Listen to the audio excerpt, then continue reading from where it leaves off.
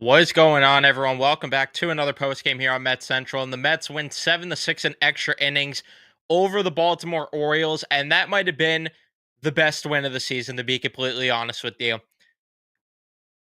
It is amazing to me how all season long, my biggest gripe with this team was the inability for the offense to pick up when the pitching has off games. And on top of that, my other complaint has been just the inability to rally back in games when they're down. And it feels like just such a tough climb for this team every single time they are getting absolutely killed. Now, two times this week, they win a game in a similar fashion. They almost did it three times because that Sunday game, they were so close to doing it against the Yankees. But I was ready to vomit and take back the positive things I said about this team when I saw Brandon Young throw that immaculate inning. I was genuinely prepared to come on here and say, this is why we can't have nice things, I guess, huh? I was really ready to lose my mind. But thankfully, this team ends up shutting all of us up, righting the wrongs of that, and coming back late. I was very worried about certain decisions that ended up working out. One of them obviously didn't work out. The other one did work out. But we got a couple things. Actually, there was like three main decisions here. I guess two of them worked out, even though sort of didn't. I don't know. We'll break down everything, though. Leave a like on your way into the post-game show here. Subscribe if you guys are new to the channel, especially if you're Met fans, and turn on your notifications so you know when we upload or go live on Met Central. But yeah, just absolute chaos in this game. And it was nice to see again this offense actually step up and take charge late in the game because again, I was so ready to come on here and just rip apart this offense for not coming through. The Orioles got the lead first because in the bottom of the third inning, Cedric Mullins walks. Jackson Holiday ends up getting a single, which made it a 1-0 game. But Holmes kept it there. And like I said, I mean, that immaculate inning made me want to absolutely vomit in the top of the fifth inning. And I really thought that it was going to just be one of those games. Mauricio ended up answering, though, in the top of the sixth with a solo shot. Brandon Nimmo and Brett Beatty hit back-to-back doubles, vice or other way around, rather. It was Beatty and then Nimmo. Nimmo drove in the run to make it 2-1 there. The Mets could have added more offense, but didn't that inning, which was a little infuriating because that's something that this team has definitely struggled with. Now where um here's where my first gripe came in. So the bottom of the sixth comes around. Clay Holmes was cruising through five, and I didn't have an issue with no one warming up to start the inning, but it was a long inning for him to sit.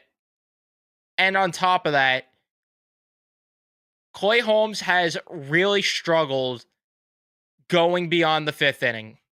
And it's unfortunate. It sucks because with that pitch count that he had, you really would have liked him to find a way to grab you 6 innings at least here.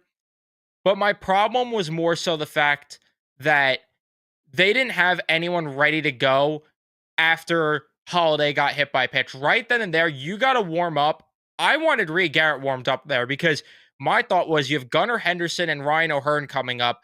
If he allows a hit to Westberg, fine. But I want Reed Garrett in to face those two guys. You could maybe even argue that Reed Garrett should have been up to start the inning just in case things went south. And things definitely went south because he allowed another single there to Gunnar Henderson. You would think, okay, now you pull Clay Holmes, but then Ryan O'Hearn gets a double 3-2. Okay, now you pull Clay Holmes, and they didn't, and Laureano gets a single to make it 5-2. And then they finally pull Clay Holmes. And Lovelady definitely made things interesting. He hit a batter, which was worrisome, but he ends up getting out of it. A lot of it is thanks to Terrence picking off a runner, though. But well, Carrillo had to come in the game and he picked off the runner there. And Carrillo was honestly fine. And I know that he allowed that home run to Jackson Holiday. I didn't love where he left that pitch. You can't go fastball middle, but I'm still intrigued to see what he could do for the long haul. You also had a nice grab by McNeil in center field. But the eighth inning, the Mets, credit to them, rallied back. And the main guy showed up because that's what you need from them. You need these guys to show the stones and show their sacks. Pause. But Brian Baker comes in for the Orioles. Nimmo gets a single. Lindor ends up getting a home run, his furthest home run of the season, 425 feet to make it a 6-4 ball game. Juan Soto then gets a single, and then Pete Alonso tanks a home run to tie it up at 6. And all of a sudden, new ball game. You had no outs still, and you maybe could have tacked on more, but they go to Kittredge to end that inning, and he gets the rest of the order down 1-2-3 there. Reed Garrett comes in, an adventurous inning for him, even though I wanted him in the inning prior. Walks O'Hearn, gets the force out from Laureano. Cowser gets a single and then gets a really well turned double play there to end the inning. And then in the ninth inning, Felix Bautista comes in, control all over the place. Ronnie Mauricio almost drew a walk there, but the pitch clock violation did not help. And you almost have back-to-back walks from him and Beatty, which would have helped. Taylor pitch runs, steals a bag, but Nimmo and Lindor go down to end the inning. And then the ninth inning, Edwin Diaz only throws 10 pitches. My thought process was you have to send Diaz back out there for the 10th inning because you have the top of the order or the main part of the order for the Orioles coming up. You've been resting Diaz so much for outings like this, so you have to go to him in the 10th inning. That was my thought process. And then in the top of the 10th, I thought maybe this team was going to get a couple of runs with the way that started because Juan Soto ends up wasting no time. First pitch swinging, gets a single to make it 7-6. Alonso gets a single. And then this is where the other questionable decision comes in. Travis Jankowski comes up to pinch hit, and everyone knew he's going to bunt. One, it's very bad that Mark Vientos has to get pitch hit for Travis Jankowski to bunt because of how bad Vientos is. But the reason why I question the decision is more about why would you not want McNeil to get a chance to swing the stick? Like, are you worried that Mark Vientos hits it to a double play? Maybe. Maybe that was the worry. But I wanted McNeil there to get a chance to swing the bat because you knew when Jankowski did that bunt, they were going to walk Jeff McNeil. And then Terrence comes up, almost gets a liner down the line. Would have been a base clearing double there, probably. Strikes out, and then Mauricio lines out to end it. And Brosmar came in. I'm not going to lie. I was very annoyed with the decision, but it worked out. Credit to him with the way that he pitched. That changeup that he threw to Westberg was filthy. So, all in all, that decision worked out. I wasn't a fan still. If you're going to ask me about something, if I'm going to still be upset about, it was the Clay Holmes thing, and it was not getting him out early enough and really putting your team behind the 8 ball. But again, I'm very glad that this team showed the fight and showed the ability to come back because if you want to be a World Series team or if you are a good team for that matter, you need to win games this way at some point throughout the season. And that's what they were doing last season. I mean, you just think back to the Atlanta game where they clinched the playoff berth. That game was the epitome of that. Not as much of a comparable, but like Lindor, when it felt like they were dead in the water in Toronto, hits that home run, and then all of a sudden the Mets find a way to win that game. You just need to find ways to win these types of baseball games, and they did that tonight. Because again, the top of the order, you got just production there. And then Brett Beatty, too, just giving you some good at-bats. Mauricio, giving you better at-bats as time goes on with him up here. But I can tell you right now, Mark Vientos is not on this team beyond the trade deadline. Tonight just told me that.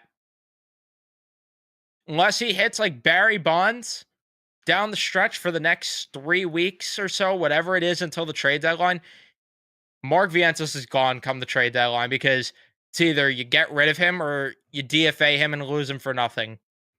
And I think all of us would rather trade him at that point.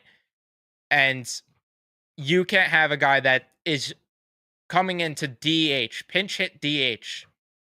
You can't have that kind of player have to get pitch hit for a bunt in extra innings with nobody out, by the way. So he's going to be gone, and he absolutely should be gone come the trade deadline. It just sucks with the way that it looks like it might end here. But yeah, I mean, the fact that it's that bad to where you have to, Travis Jankowski has to put the helmet on and go up there. That's ridiculous. But yeah, I mean, you got multi-hit game for Brandon Nimmo, Juan Soto again giving a multi-hit game, Pete Alonso. Just getting the timely hits. That's all I've been asking for all season long. This is all I've been asking for. And even if they came up short in this game, they tie the game up and they lose, I would have at least appreciated the offense giving you an effort to come back in this game. But it's even better now that they won the game. And again, they were not winning games like this all season long. And for them to do it now a second time this week is very encouraging and is showing signs that this team is trending in the right direction compared to where they were. And honestly, these are signs of better baseball than what we saw earlier on in the season. And they had the record they did early on. They were winning games early on, but to me, this is way better baseball. And you got to think it's only going to get better when they get reinforcements with the pitching staff. It looks like Manaea is going to be ready to go on Sunday in KC, and then he's going to be piggybacking with Clay Holmes, or Clay Holmes is going to piggyback him. I would probably just piggyback Holmes off him because at least Holmes is used to the reliever routine. And I'm starting to think if there's a conversation to be had of maybe you go out and acquire two starters and you move Holmes to the pen, because if he's not giving you more than 5 innings, maybe you get a guy that's actually going to eat innings and you move Holmes back to the pen. Do I think they're going to do that? No, I think that's unrealistic. I think that they're committed to the Holmes as a starting pitcher thing. But, I'm starting to think if it might not be the worst idea to do that, because he was fine throughout the first 5, but it's just that wall that he hits every single time that is worrisome for me. And this team that's starving for innings, I mean, I wouldn't mind them going out and addressing it that way. And again, it sucks too because his outing the first 5 innings was great. I mean, he was just so effective with the changeup. I loved him mixing in the sweeper the way that he did. There was one early at bat where he got a swing and miss on it for the strikeout. I don't know. It's just a thought there for me that I've been having, but I'm just not sure if they're going to go that route.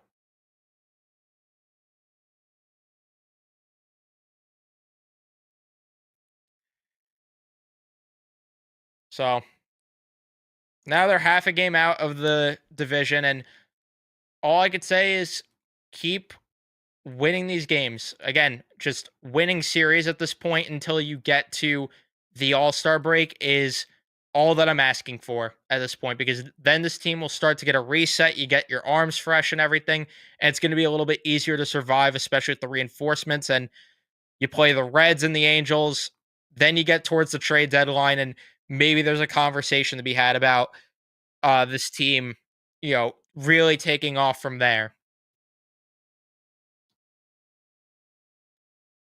But let me see what you guys are saying in the chat about this game. The offense had us in the first half of the game, but they stepped up and fought back. Major credit to them. 1,000,000%.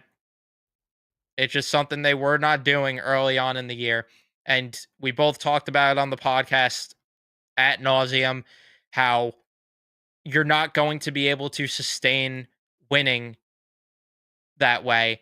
These are games where it's I don't want to say it's sustainable because it's not sustainable to put yourself down in these games and come back, but the offensive output, I should say, is more of what you want to see going forward. And that's baseball that will actually win you games in the postseason. And again, the pitching is going to get the reinforcements. That wasn't my concern as much as the lineup. So if the lineup's going to start doing this, and then come the trade deadline, you address those areas that you need to in the lineup, and the pitching reinforcements come in and you add more at the deadline, then you're talking about a winning formula here compared to what we saw. Even though, again, they were winning the games in April, they were winning the games in May. But that's just my opinion on that.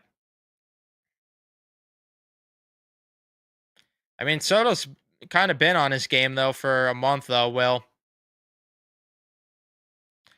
Offense trolled for 7 innings. Yeah, which sucks, but at least they were able to beat up on that bullpen, which you should. Yeah, I agree there. I did not like the way Mendoza managed tonight, but it's hard to get mad about it when they win, but I definitely agree with the sentiment where if they lost, it would have been on Mendoza. More fastballs from Brosbon, agree there. And then the changeup to put the hitters away.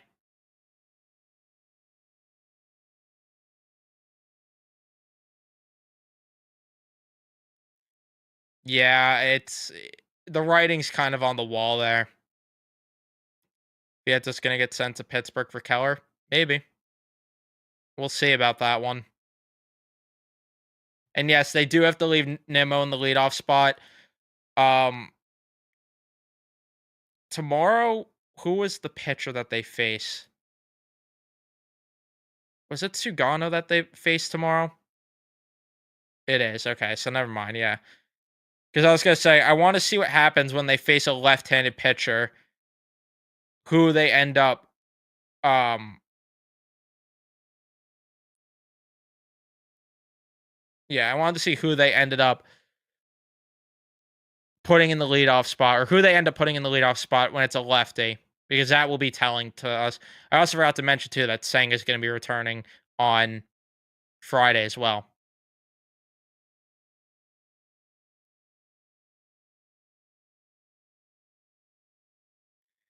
He can't be sent down, unfortunately. That's the problem, Pablo. He's out of minor league options, so it's either you DFA him or you trade him.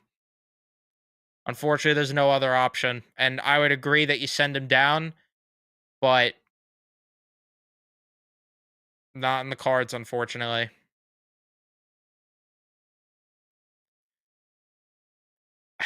It's not a lab thing for Holmes, where it's not a thing of me not trusting the lab. It's more just I don't know if he has. I don't know if he has it in him to push through those innings just because of the workload. I really just think it's a workload thing because he hasn't he hasn't pitched this amount of innings or anywhere close to them in his career, even when he was starting. And maybe in the minor leagues with the Pirates, he was hitting these type of innings. Yeah, like the last time was 2018 with the Pirates between AAA and the MLB. That's the last time I could look at Clay Holmes and see that he hit these kind of innings. He has not hit, though, in his major league career 100 innings, and he is 2 innings away from doing that. His next start, he's going to, barring a really, really bad start, next start, he's going to hit the 100 inning mark. I'm just worried about going forward how he's going to hold up. And yes, I think Brooks Raley's going to be ready to go by. I would say there's a chance he's ready to go for the KC series. I don't know if they're going to want to just play the slow game and wait for him to come back for that series against the Reds out of the break, which is entirely possible because let the guy fully get comfortable. It's Tommy John. You don't want to rush the guy back in, but there could be a world where he's ready because he's been dealing down there with Syracuse, just throwing scoreless inning after scoreless inning. I think, yeah, I think it's more likely it's after the All Star break, but there's a world where he's available, or ready to go, I should say, by the KC game, or maybe there's a scenario where they use up a couple of arms, and then for the last game, they just call him up just to have another fresh arm, and maybe he gets into that game. If not, then by the end of the All Star break, you'll be able to actually see him throwing finally. But he's he's looked great down there in Syracuse. He's going to be ready to go really soon.